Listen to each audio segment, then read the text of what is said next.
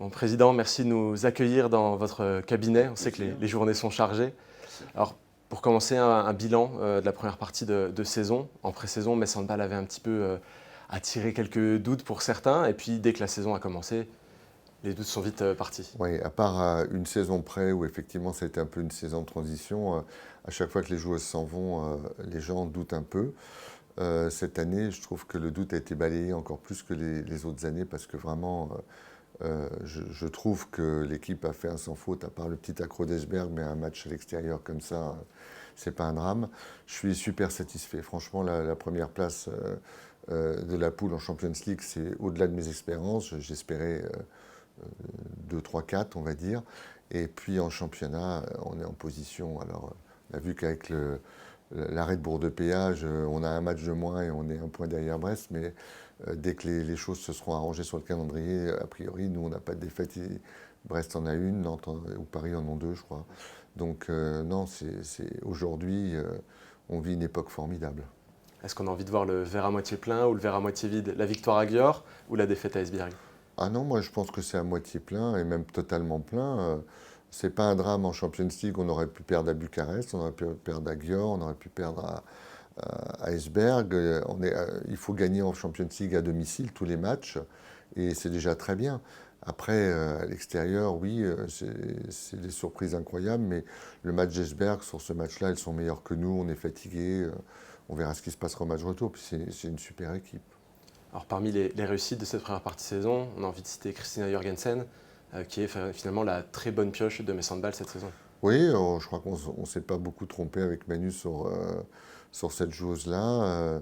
Manu la connaissait bien, il avait absolument envie qu'elle nous rejoigne et on a tout fait pour, grâce à l'aide de Louise Burgard, qu'elle vienne chez nous.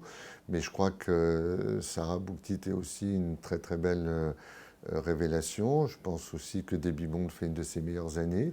À l'aile gauche, Chloé est une des meilleures ailières gauche du monde.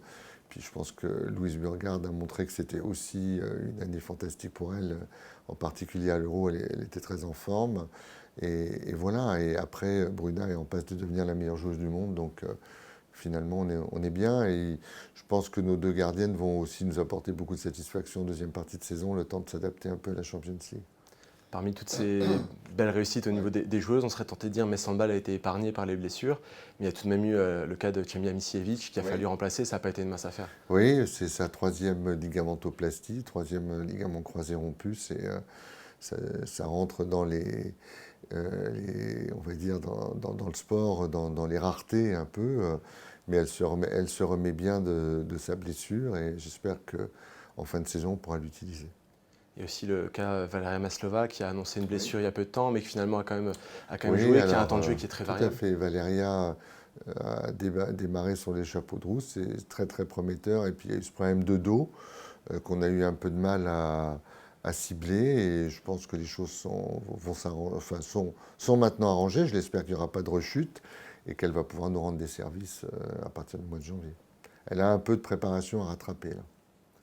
On a mis récemment les pieds dans la partie un peu compliquée de la saison, les négociations de contrats, les arrivées, les départs. Il y en a un particulier, Bruna de Paola, qui a été annoncé récemment. Ça doit être un vrai crève-cœur de perdre une capitaine. C'est terrible. Alors, ce n'est pas le premier capitaine qu'on perd. Hein. En fait, on a perdu tous nos capitaines à chaque fois, puisqu'on avait perdu Méline, on a perdu Astrid, qui était capitaine aussi, grâce à Zahadi. Donc oui, c'est un crève-cœur absolument terrible, mais pas seulement parce qu'elle est capitaine, parce que c'est un rayon de soleil, que pour le groupe, c'était une révélation absolument fantastique. Et puis parce que c'est une joueuse qui est capable, à elle toute seule, même quand on ne va pas bien, de faire la décision. Vous lui donnez le ballon et elle fait, elle, ce qu'il faut toute seule, même si les autres sont prévenus, pour gagner les duels et pour marquer des buts qui sont absolument incroyables quand ça ne va pas. Donc c'est très problématique. Je dirais que c'est une joueuse irremplaçable qui sera remplacée par quelqu'un de différent. Ce que j'allais dire, comment remplacer une joueuse comme celle-ci? On ne trouvera pas le même profil de toute Non, façon. ça ne sera pas le même profil, mais alors on va tout de suite dire que l'année prochaine, l'équipe ne sera pas moins bonne que celle de cette année. C'est un discours qu'on entend régulièrement. Et que je tiens, que nous tenons avec Manu. Il y a aussi Lucie Granier qui a signé très tôt. C'est une satisfaction de l'avoir. Beaucoup. C'est une internationale française. C'est une joueuse à gros potentiel qui est jeune, rapide, qui défend très très bien, qui a une bonne mentalité, qui s'entend bien avec Chloé Valentini, donc il n'y aura pas de problème d'adaptation. Très perfectible, bon défenseur. Je serais très très très content. C'était une de nos priorités. Est-ce qu'on peut s'attendre à d'autres signatures rapides du côté de Metz Handball? Oui. Oui. Voilà. Non, on va des cadeaux au pied très du sapin rapidement vous faire des petits cadeaux le 24 décembre, le 31 décembre et puis début janvier. Bon, si le Père Noël est généreux dans ce cas. Ce sera généreux. Un mot peut-être sur le départ de Tamara Horacek. C'est aussi une joueuse qui incarne Metz Handball. Oui, Tamara, c'est aussi de mère en fille l'incarnation de Metz Handball. On voit bien que Tamara, elle a, comment je vais dire, on stagne un peu. Moi, je pense qu'elle a encore avancé chez nous, mais maintenant, on stagne un petit peu. Et moi, je comprends parfaitement qu'elle ait envie un petit peu d'apporter toute son expérience dans un club avec probablement un peu plus de temps de jeu que chez nous. Du côté des joueuses en fin de contrat, il y a aussi les importantes, Louise Burgard, Chloé Valentini. Où est-ce que ça en est sur ces dossiers? Ils avancent. Un peu plus d'informations pour le moment?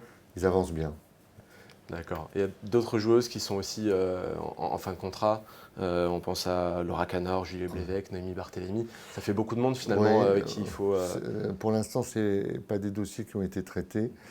Est-ce que je peux me permettre de dire que ce n'étaient pas des dossiers prioritaires? Sûrement. La priorité, c'était de penser au remplacement de Bruna de Paola. Et puis, effectivement, vous l'avez dit, des dossiers comme Louise Burgard, par exemple, ou Chloé, c'est des dossiers qu'il faut gérer très rapidement. Alors, il y a eu une annonce qui a un petit peu surpris le monde du handball, c'est la signature d'Audrey Dembélé à Brest. Est-ce que vous n'avez pas peur, finalement, d'être passé à côté de quelque chose? Écoutez, quand on fait des choix, il y a toujours la crainte de passer à côté de quelque chose, mais on a fait des choix à un moment donné avec Déborah Podar, par exemple, qui était aussi un potentiel. Audrey Dembélé était libre après son prêt à Besançon. Elle a choisi d'aller à Brest. On lui souhaite le meilleur. On ne peut pas garder tout le monde. C'est compliqué. On a Chamila Misicevic là, qui doit reprendre. On a une Angolaise qui apporte des satisfactions. Le départ de Bruna va faire que, avec tout le respect que j'ai pour Audrey Dembélé, ce n'est pas encore non plus une top joueuse de Champions League. Et on a besoin d'une top joueuse de Champions League à ce poste-là. Il y a un autre contrat qui anime les débats tous les ans. Est-ce qu'Emmanuel Mayonnatte va enfin signer le CDI que vous lui tendez chaque année? Alors, le CDI, je ne pense pas, mais un autre, je pense qu'on n'est pas trop mal parti. Très bien, c'est une nouvelle qui est rassurante en général pour les joueuses. Il y a beaucoup de joueuses, on l'a dit les dernières années, qui viennent aussi parce qu'il y a Emmanuel Mayonnatte. Alors oui, qui ne viennent pas aussi, elles viennent surtout parce qu'il y a Emmanuel Mayonnatte. Il a un pouvoir d'attractivité énorme. Les joueuses se parlent, savent qu'elles vont travailler, que c'est un type formidable, qu'il a toutes les qualités pour les faire progresser. Et je ne vous cacherai pas que les recrues, probablement qui viendront remplacer Bruna, sont des joueuses qui ont envie de faire la même expérience que Bruna et de progresser aux côtés d'Emmanuel. Oui. Donc j'ai des signaux qui me font penser qu'il va rester. Très bien. Eh bien. Merci Président. Avec grand plaisir. Et on se retrouve donc au pied du sapin pour les cadeaux qui ont été annoncés. Ils seront beaux.